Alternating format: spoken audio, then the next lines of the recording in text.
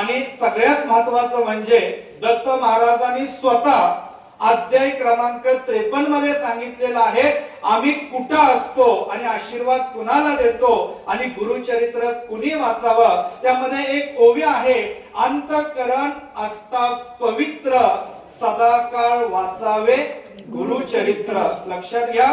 आणि म्हणून आपल्याला सांगणं आहे की आपण न चुकता सर्वांनी गुरुचरित्र पारायणाला बसा. आणि आमच्या महिलांनी तर बसाच बसा, कारण तुम्ही अजिबात सांगू नका. अहो तुम्ही जर आमच्या राजमाता जिजाऊंचं जर उदाहरण घेतलं, जर एक राजमाता एक छत्रपती घडवून जर स्वराज्य उभं करत असेल तर त्या पाठीमागचा इतिहास तुम्ही पहिल्यांदा समजून घ्या. आज हे ग्रंथ वाचण्यासाठी हे कुणी खुली केले किंवा हे ग्रंथ वाचण्यासाठी कुणामुळे मिळाले. आणि तुमच्या माहितीसाठी सांगतो, आज छत्रपतींच्या पाठीमाग संघर्ष, त्या संघर्षाच्या पाठीमाग असणारा आई भवानीचा आशीर्वाद, त्यातनं उभं राहिलेलं स्वराज्य, ही प्रेरणा भगवंताच्या आशीर्वादातनं आणि भगवान श्रीकृष्ण त्यांचे सर्वात मोठे आदर्श यातनं मिळालेले होते. आज भले आपलं कुटुंब उभं राहण्यासाठी, त्या संकटातनं बाहेर पडण्यासाठी आपण दत्त महाराजांचा आशीर्वाद घेऊन आणि छत्रपतींची प्रेरणा समोर ठेवून आपण हे पारायण करू शकतो. म्हणून तुम्हाला सांगणं आहे, ही वेळ गेली तर परत पुढच्या पारायणाशिवाय ही वेळ येणार नाही. त्यामुळे गुरुचरित्र कुणीही चुकवू नका. बरोबर या 8 दिवसाच्या कालावधीमध्ये विविध यज्ञ याग असतील.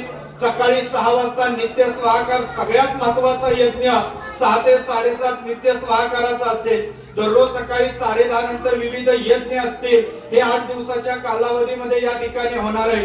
4 डिसेंबरला गुरुवार आहे, दुपारी 12:39 ला दत्त जन्म उत्सव असणार आहे. दुसऱ्या दिवशी शुक्रवारी 5 तारखेला पारायणाची या ठिकाणी सांगता असणार आहे. प्रहर म्हणजे काय? आज आपण कुणाच्या आशीर्वादानं चाललोय? स्वामींच्या आशीर्वादानं. आपलं कुटुंब स्वामींच्या आशीर्वादानं चाललेलं आहे. याचाच अर्थ आपली रखवाली, आपली राखणदारी स्वामींच्या आशीर्वादानं होते. म्हणजे स्वामी आपली प्रहरेदारी करतात. वर्षभर आपलं स्वामी सांभाळ करतात, म्हणजेच प्रहर करतात. मग आपण वर्षातल्या 7 दिवसामध्ये 1-2 तास दररोज स्वामींची प्रहर करू शकतो का नाही करू शकत? हे आपण प्रत्येकानं ठरवा. लक्षात घ्या. त्यामुळे आमच्या महिलांना कळकळीचं सांगणं आहे की उद्यापासून न चुकता वेळात वेळ काढून कमीत कमी 1-2 तास तरी या प्रहरीच्या सेवेत सहभाग घेऊन त्याची अनुभूती आणि प्रचिती काय असते हे तुम्ही स्वतः अनुभवा. कारण मागच्या वर्षी जे जे प्रहरीला आलेले होते, अनेकांचे अनुभव अनेकांनी सांगितले.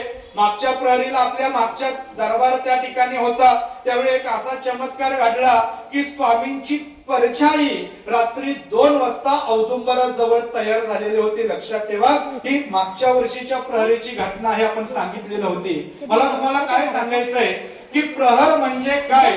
2 सेवेकरी वीणावादन करत असतात, 2 सेवेकरी स्वामी चरित्र वाचत असतात, 2 सेवेकरी स्वामींचाच मंत्र माळेवरती जप करत असतात. अखंडपणे 7 दिवस स्वामींच्या सानिध्यात राहून ही सेवा आपल्याला करण्याची संधी असते.